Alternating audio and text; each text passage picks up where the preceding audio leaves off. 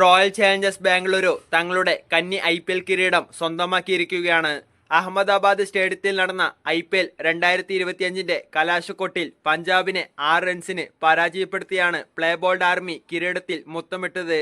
18 വർഷത്തെ കിരീട വരൾച്ചയ്ക്ക് ശേഷമാണ് പുതിയ ക്യാപ്റ്റൻ രജത് പട്ടിദാറിന്റെ ക്യാപ്റ്റൻസിയിൽ ബാംഗ്ലൂരു കിരീടമുയർത്തിയത്. മത്സരത്തിൽ ടോസ് നഷ്ടപ്പെട്ട് ബാറ്റിംഗിനിറങ്ങിയ ബാംഗ്ലൂരുവിന് 9 വിക്കറ്റ് നഷ്ടപ്പെട്ടെങ്കിലും വിരാട് കോഹ്ലിയുടെ കരുത്തിൽ 190 റൺസ് അടിച്ചെടുക്കുകയായിരുന്നു.